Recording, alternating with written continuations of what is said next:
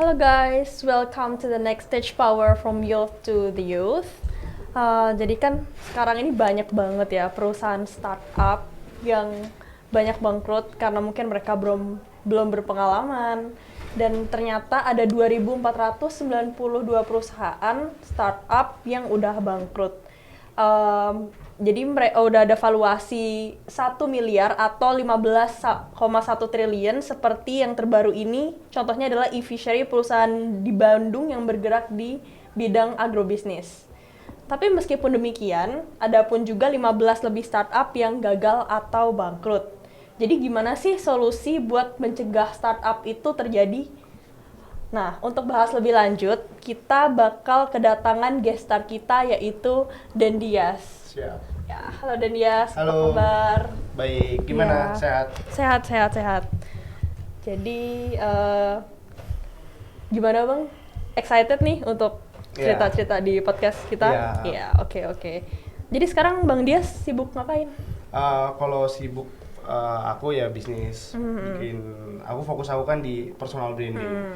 Jadi kayak gimana sih membangun suatu personal branding, terus kayak bisa disebut sih agency PR ya. Agency PR, oke. Corporate branding. Jadi kita nanganin gimana ketika perusahaan itu mengalami sebuah masalah gitu, manajemen krisis dan issue kan. Terus buat suatu CSR. Pokoknya yang berkaitan dengan viral itu kita yang nanganin. Goreng-menggoreng. Oh, goreng-menggoreng. Yeah. Iya, oke. Kenapa sih Bang Dias bisa pilih untuk usaha PR gitu? Dalam bidang ini tuh ada sejarahnya kenapa gitu? Oke. Kalau dibilang sejarahnya ya, pertama itu latar belakang pendidikan aku di ilmu komunikasi. Jadi ya aku udah terbiasa lah dengan hal yang berkaitan dengan ilmu komunikasi kan.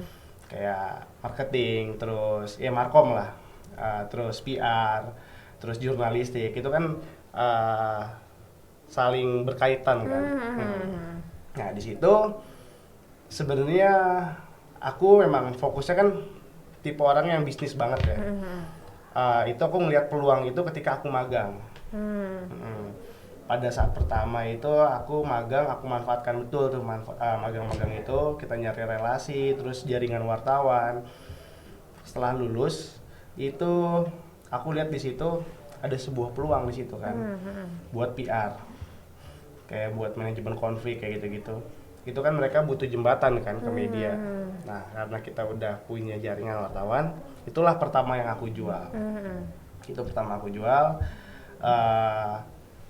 Kemudian aku fokus yang terbiasa orang di organisasi. Aku bergabung di organisasi HIPMI, salah satunya Himpunan Pengusaha Muda Indonesia.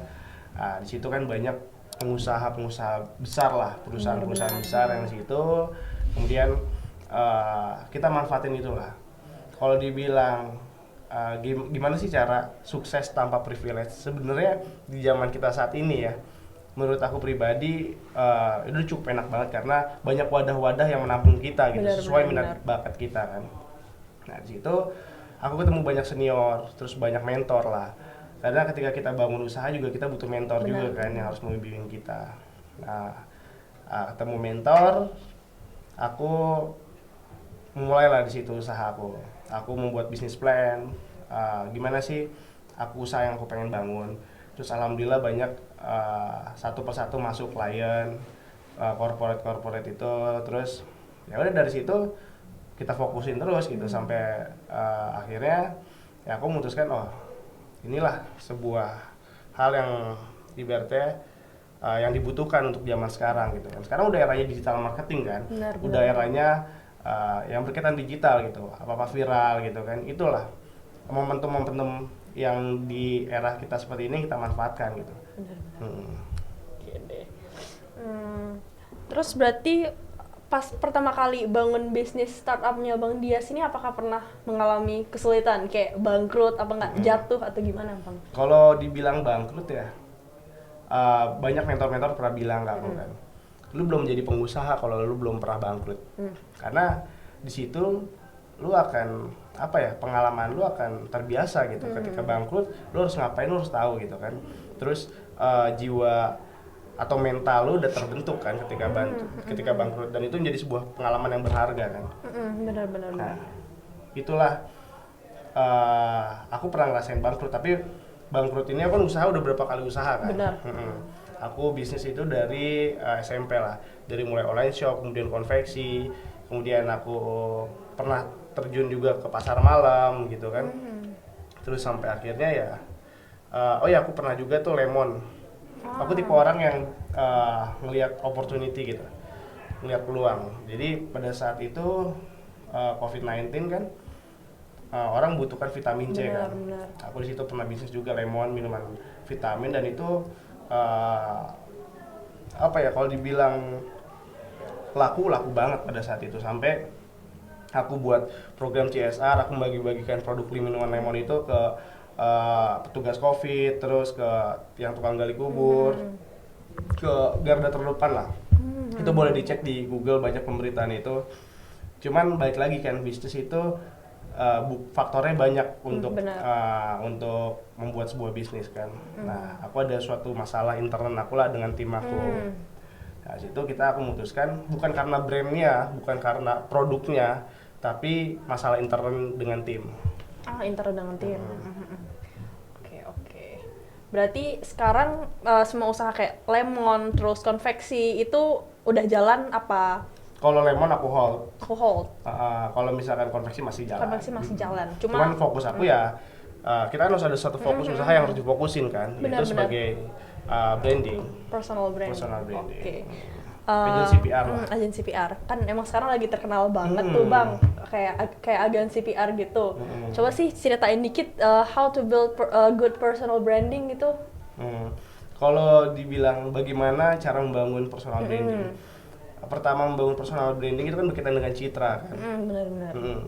Terus personal branding itu sebelum kita mau membentuk, kita harus tahu dulu diri kita tuh siapa sih gitu. Kira-kira kita tuh cocoknya seperti apa. Dan ketika sudah tahu, kita sudah petakan diri kita siapa, kita harus melakukan diferensiasi. Jadi kita harus melakukan pembeda nih. Apa sih yang bisa jadi ciri khas pembeda, unik dari diri kita sama diri yang influence, misalnya kita menjadi influencer gitu dengan influencer lainnya gitu. Karena personal branding itu kan banyak ya, kayak branding tuh banyak, ada personal branding, terus corporate branding, terus politik branding. Nah, jadi kita mau jadi apa gitu, kita harus tentukan itu dulu pertama. Jadi istilahnya niche-nya harus jelas dulu nih, niche-nya harus jelas. Benar. Segmennya mau kemana? Oke deh. Berarti usahanya Bang Dias yang personal branding itu termasuk startup ya, Bang ya? Startup, karena berkaitan dengan digital kan. Jadi menurut Bang Dias sendiri nih, karena Bang Dias kan sekarang lagi jalan usaha startup nih. Gimana sih caranya untuk start a good startup business gitu? Tips and triknya lah kayak gitu. Kalau buat gimana caranya ya membangun startup ya. Pertama itu kan kita matangkan dulu nih, startup ini kita mau buat apa gitu kan. Terus segmentasinya kita harus tahu dulu, atau segmentasi atau target pasarnya kita harus tahu dulu. Produknya kita harus menguasai, knowledge produknya kita harus mengetahui. Karena ketika kita nggak menguasai produk, ya gimana gitu buat presentasi ke klien kan, sedangkan kita belum tahu apa yang mau kita jual, hanya cuman gambaran umum. Dan ketika banyak anak muda ya sebenarnya bukan anak muda ya, sebenarnya banyak lah pengen euforia pengen bikin startup gitu kan. Itu bagus, tapi perlu dipikirkan jangan cuman euforia sesaat doang gitu. Jangan pengen ikut-ikutan doang, tapi dipikirkan dulu nih, lu siap gagal nggak sih? Lu siap nggak sih ketika startup lu tuh bermasalah gitu. Nah, itu banyak resiko-resiko yang harus diterima ketika mau startup. Lu siap bangkrut nggak nih? Lu siap habis nggak duit lu? Karena ketika lu membangun startup tuh kan lu juga harus siap bakar duit lah istilahnya kan, harus mengeluarkan cost lebih banyak gitu. Ya kayak gitu sih. Berarti secara mentally juga masih strong kan? Harus, itu harus lah. Makanya balik lagi tadi statement aku, ketika lu bisa dikatakan pengusaha ketika lu udah bangkrut gitu, udah pernah bangkrut. Karena itulah, karena kalau nggak bangkrut ya sukses gitu pengusaha kan. Ya kalau belum bangkrut ya mentalnya juga belum terbentuk gitu kan. Dan pasti pernah mengalami bangkrut lah rata-rata pengusaha besar. Iya sih, pasti benar. Karena kan dari bangkrut kita bisa belajar Iya, kan dari dan situ kenapa kita bisa betul. bangkrut dan salahnya tuh di mana gitu ya. Bangkrut intinya. juga kan banyak faktornya. Iya, banget banget. Ada faktor yang intern, terus faktor intern itu tim lah. Terus manajemen keuangannya kurang baik ya kan. Terus terlalu ambisi terhadap peluang lah. Kita melihat peluang bagus tapi terlalu ambisi, terus pengen terlalu apa ya? Maruk lah, pengen ngambil usaha ini kan itu jadi kita nggak Pecah, apa ya, nggak fokus. pecah fokusnya. Terus ya itulah banyak hal. Kalau Faktor. mostly yang Bang Dias alamin nih, kayak bangkrut jatuh itu karena apa? Karena internal apa karena eksternal? Dua sih, karena internal, karena manajemen keuangan aku jelek. Manajemen keuangan. Karena gimana ya? Aku pribadi yang kalau dibilang aku ngerintis ya dari Iya. bawah, dari nol. Aku ngerintis ya hal ketika gue dikasih duit nih, jebret ya kan. Terus aku mungkin belum mampu gitu untuk ke ranah itu, tapi aku udah dikasih rezeki, cuman belum mampu untuk memanajemen keuangannya. Nah, karena ketika lu jadi pengusaha, lu harus bisa semuanya gitu. Kayak ekonomi harus bisa, ya kayak terus hukum juga harus paham kan. Benar-benar. Kayak pajak-pajak itu kan harus paham juga. Nah, mungkin pada saat itu aku belum ada ranah yang aku belum pelajari. Jadi itu jadi bangkrut gitu. Jadi emang harus menguasai semuanya, Menguasai semua. even though kita ada karyawan apa bawahan. Iya, karena walaupun kita punya uang nih, kita mau in charge bisnis gitu, tapi kita nggak punya kemampuan itu bisa aja kita dibohongin sama karyawan Benar, kita, benar. gitu kan? Kita nggak punya SOP-nya kan, kita nggak punya gimana sih cara manajemennya gitu. Kita membentuk manajemen itu kan itu butuh apa ya? Butuh yang lama. Butuh sistem. Butuh Sistemnya sistem. itu kan ya kita harus tahu. Dan ngatur orang tuh juga nggak gampang gitu ya, walaupun Manajemen- udah ada SOP-nya pun manajemen, belum tentu mengorganisir jadi orang kan. itu kan Iya, mengorganisir benar, orang benar. mengorganisir orang bukan hal yang mudah gitu. Benar. Oke deh. Jadi kan dari situ katanya paling banyak dari internal nih ya. Ini ada hubungannya sama pertanyaan yang ini. Jadi kalau misalnya startup bisnis itu menurut Bang Dias lebih enak sama teman apa orang yang nggak dikenal sama sekali gitu? Istilahnya bukan teman dekat Bang Dias lah, cuma kayak sekedar kenal gitu aja. Ya sebenarnya banyak kelebihan dan keuntungannya, kelebihan dan kekurangannya lah. Ya kalau misalkan teman, kekurangannya kita sebutin kekurangan dulu mungkin ya. Kekurangannya ya kita pasti nggak enakan kan. Nah biasakan kalau ketika berbisnis itu harus ada MOU-nya, harus ada kesepakatan bersama yang kesepakatan itu ditandatangani bersama juga gitu. Di atas Jadi materai. di atas materai. Jadi kekuatan legalitas di hukum itu jelas gitu kan. Banyak hal yang banyak orang yang nggak memperhatikan ke arah situ. Jadi kita bisnis aja jalan-jalan gitu kan. Nah sebenarnya itu juga berkaitan juga sesuai job desk-nya kan. Jangan sampai ketika usaha sama temen nih, oke lah masih merintis, dapat masuk kan, tapi masih duit receh nih, kayak masih 100, 200 anggaplah seperti itu. Tapi ketika sudah masuk ke ranah yang lebih besar, nah nanti takutnya ada kecemburuan sosial, kayak kerja lu apa gitu kan, terus lu ngapain aja, terus gimana jadi pecah, konflik, terus juga nggak enak juga sama teman. Terus jangan biasakan di bisnis itu jadi orang nggak enakan sama teman. Ya lu harus punya sikap, kamu harus punya sikap. Ya akadnya dalam pertemanan ya pertemanan, tapi ketika bisnis, ya bisnis gitu. Jadi harus dibedakan, jangan sampai nggak enakan gitu. Karena aku pernah ada kesalahan juga karena nggak enakan gitu. Itu kan belajar dari pengalaman ya. Benar. Tapi kalau orang yang nggak enakan mending bisnis jangan sama teman gitu ya. Kalau emang Iya, kalau nggak kayak enakan ya gitu. survive sendiri aja gitu. Iya. Sebenarnya ya banyak lah kelebihan dan kekurangannya. Cuman kalau misalkan bertim gitu kan kita saling menyemangati, saling support kan. Terus kalau misalkan sama orang nggak kenal, ya otomatis kita lebih waspada dong. Benar. Kita lebih curiga, feel buat curiga itu lebih besar kan ketimbang teman. Kalau teman kan kayak masa lu ngebohongin gua sih, udah kita tidur bareng, makan bareng, gimana bareng gitu kan. Nah kalau misalkan sama orang nggak dikenal, mungkin kita lebih besar curiganya, jadi kita lebih mengantisipasi kecurigaan itu kan. Ya tapi baik lagi sih, itu kan berkaitan lagi dengan chemistry ketika Benar. mau kenal atau enggak, tapi kalau udah ada chemistry atau Betul, tujuan yang betul. sama ya nggak masalah juga gitu. Tapi pernah kejadian kayak mungkin bisnis sama temen terus jadi musuhan gitu, Enggak apa sih. gimana? Kalau aku pribadi, Nggak aku nyampe selalu gitu. enggak, bukan gitu. Konflik itu biasa ya, masalah itu Benar, biasa gitu. Perdebatan itu kan termasuk dinamika kan. Nah, Benar-benar. gimana kita lagi profesional, baik lagi kita kesepakatannya apa? Kita masuk ke ranah bisnis gitu. Di ranah bisnis kita udah akad deal, kita berbisnis gitu. Jadi punya kesepakatan ya, kita di luar ini kita berteman gitu. Tapi ketika masuk ke ranah bisnis ya kita profesional gitu. Benar. Jadi ketika ada masalah ya udah, itu cuman di bisnisnya doang gitu. Tapi ketika di pertemanan ya tetap sahabat lah.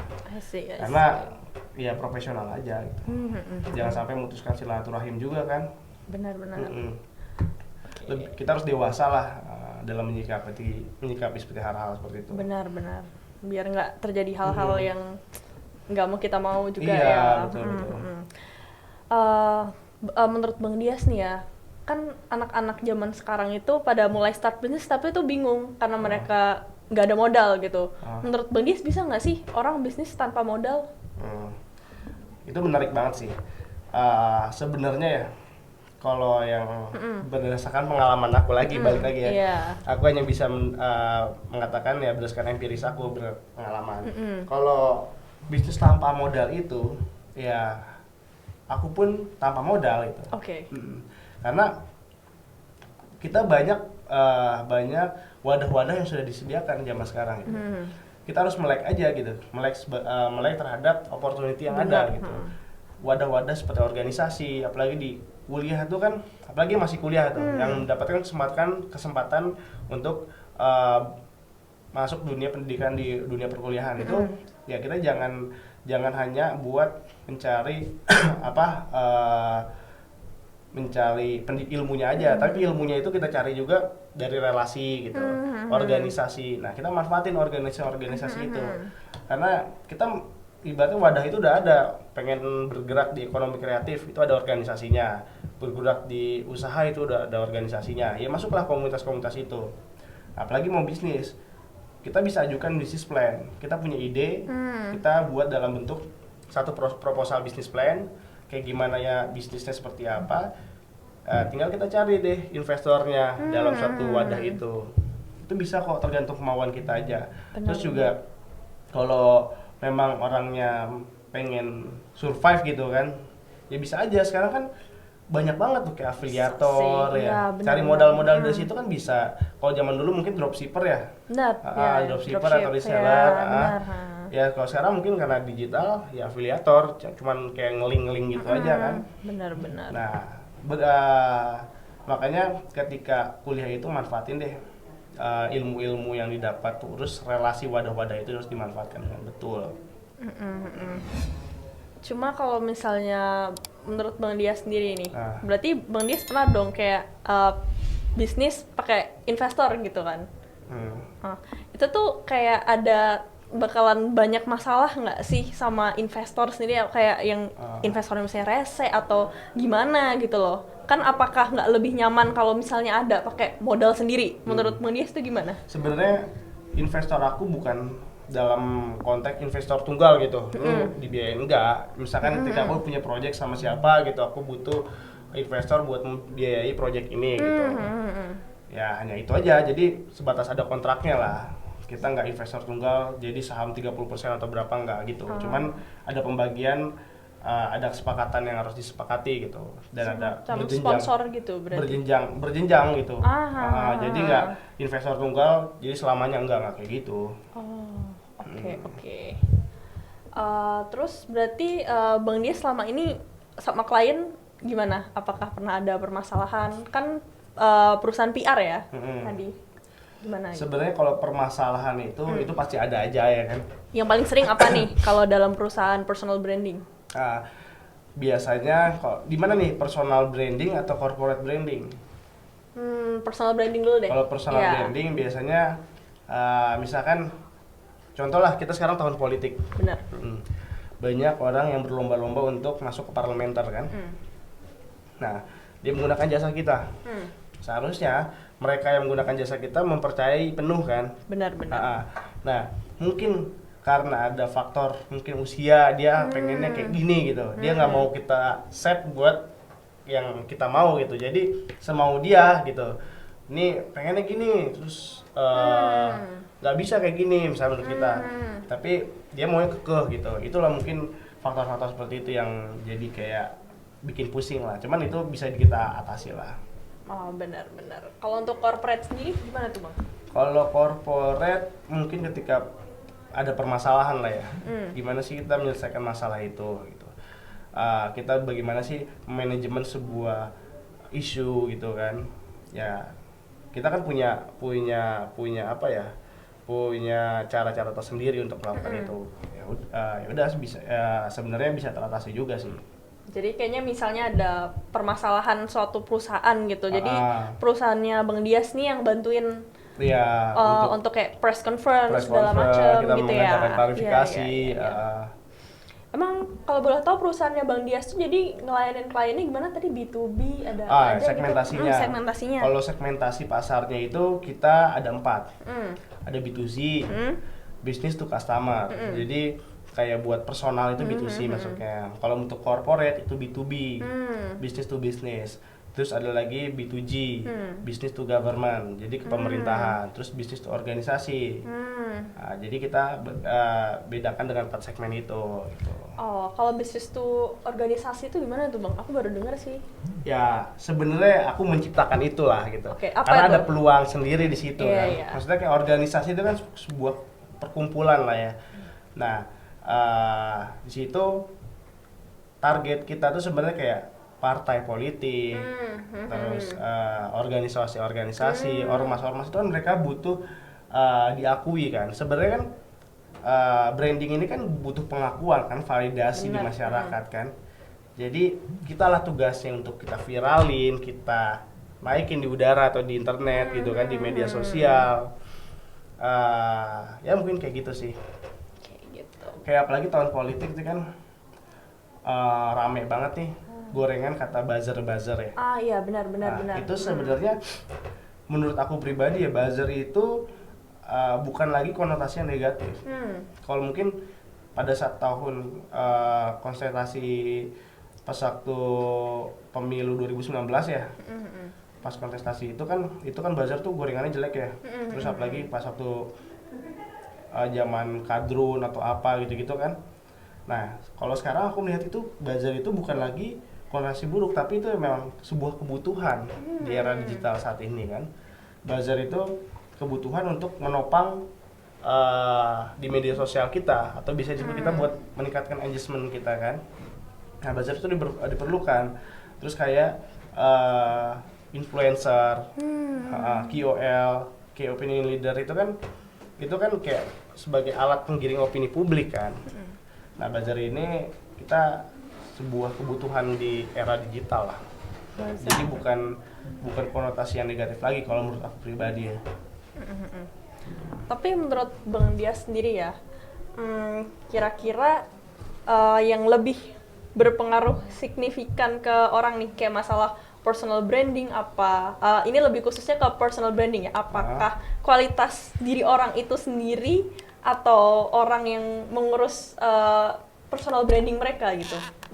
Nah, itu kan balik lagi ya, ketika mereka udah mempercayai ke kita gitu, kita kan juga pastinya akan meriset kan, meriset kira-kira kebutuhan pasar tuh seperti apa sih gitu kan, dan kira-kira orang ini cocoknya seperti apa, dibentuknya seperti apa gitu kan.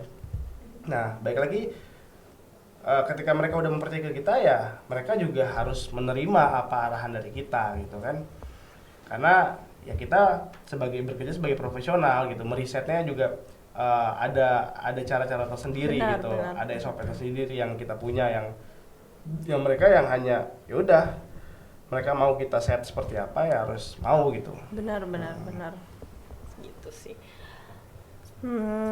Terus kalau menurut Bang Dias nih ya, kan tadi kita lagi ngomongin perusahaan bangkrut ya.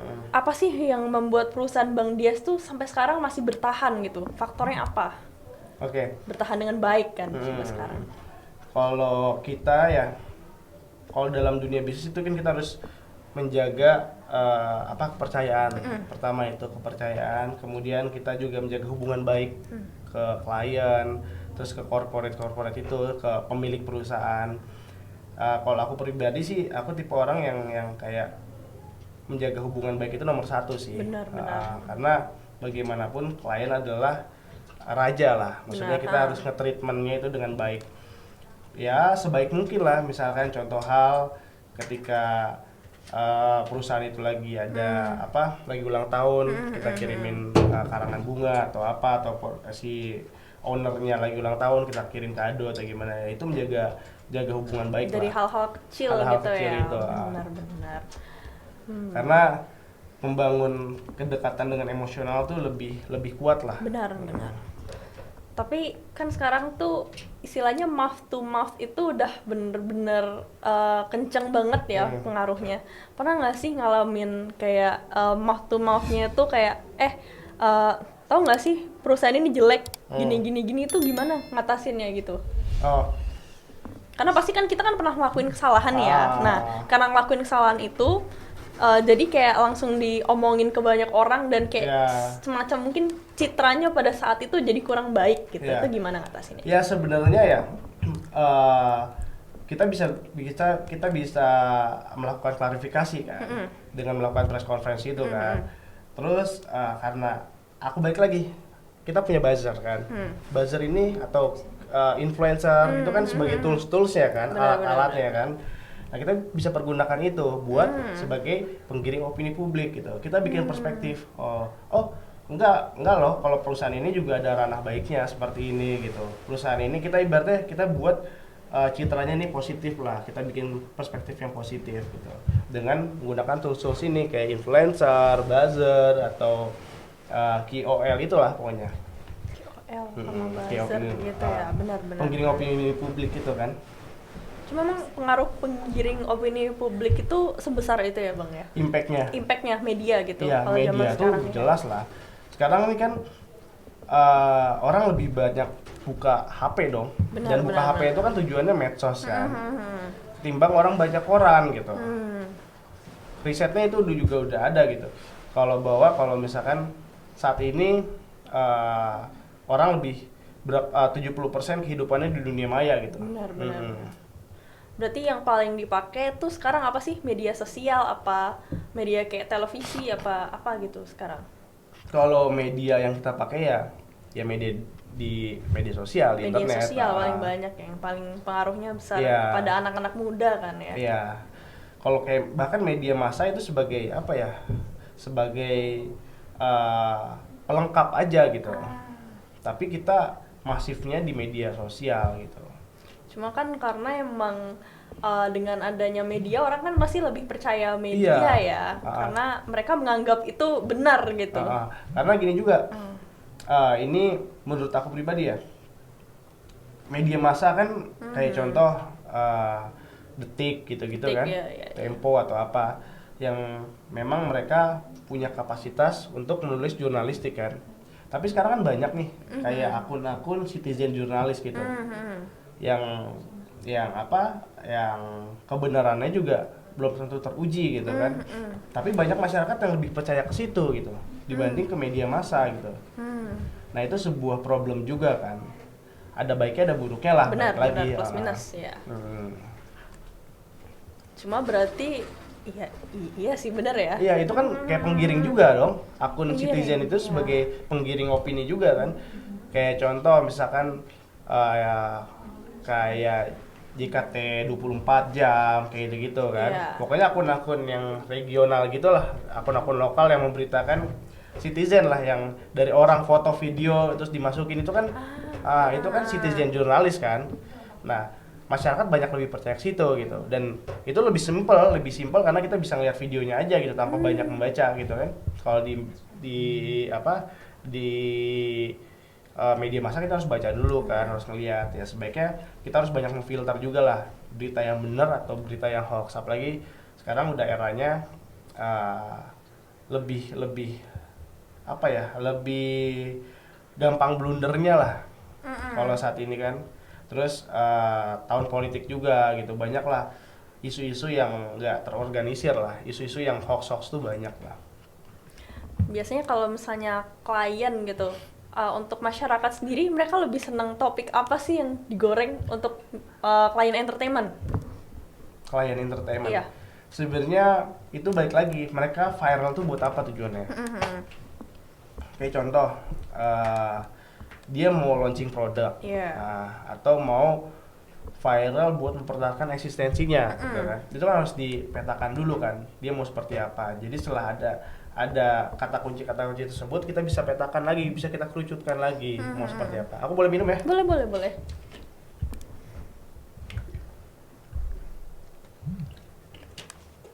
Jadi bisa dikerucutin lagi mau seperti apa. Ya mungkin kayak gitu sih. Tapi misalnya gini, ada ini orang entertainment pendatang baru nih. Kan katanya viral belum tentu, ada sering dengar lah, viral belum tentu bisa bertahan lama gitu. Menurut Manias itu gimana? Ya memang. Jadi ketika viral itu kan bagaimana mempertahankan engagement itu kan? Iya benar. Dia jadi ketika orang sudah viral, nah dia harus mempertahankan si personal branding itu gitu. Tapi banyak juga viral nggak itu terlalu rancu gitu. Dia mau jadi apa nggak tahu gitu. Cuman karena momentum. Nah viral momentum itu yang banyak tenggelam gitu. Tapi kalau viral yang memang dia punya karya, dapat menciptakan terus karya, terus sebagai kreator yang dia memiliki keunikan, ya dia akan terus bertahan gitu. Jadi harus dibedakan gitu. Makanya ketika mendapatkan momentum untuk viral itu, ya dia harus bisa cari dan kreatif lagi bagaimana membuat keunikan atau kreasi dia gitu. Jadi sehingga kreasi dia bisa terus dinikmati sama khalayak publik gitu. Berarti viral ini maksudnya sesuai dengan segmentasi klien juga gitu, seperti apa gitu ya? Iya. Ngerti. Oke deh Bang. Jadi balik lagi gitu, misalkan dia mau kayak gimana gitu kan. Kalau cuma viral doang ya yang seperti kamu katakan bisa gampang tenggelamnya gitu kan. Gampang tenggelam. Banyak sih ya yang kayak gitu, kayak di TikTok kan sering lihat kan, kayak ini banyak. lagi viral, tahu-tahu kok udah hilang gitu. Iya, karena mereka nggak dapat mempertahankan viralnya itu gitu. Dia nggak, ya udah, jadi terbuai dengan viral, lupa untuk menciptakan hal baru lagi gitu. Nah itulah yang banyak terjadi. Benar sih. Tapi ini balik lagi ke bisnis ya Bang ya. Emang pertama kali bisnis itu nggak ada rasa takut gitu buat coba kayak bangkrut segala macem. Ini bener-bener pas pertama kalinya gitu. Kenapa bisa langsung coba aja gitu kan? Nggak banyak mikir gitu istilahnya. Ada sebenarnya background apa? Mikir tuh harus ya.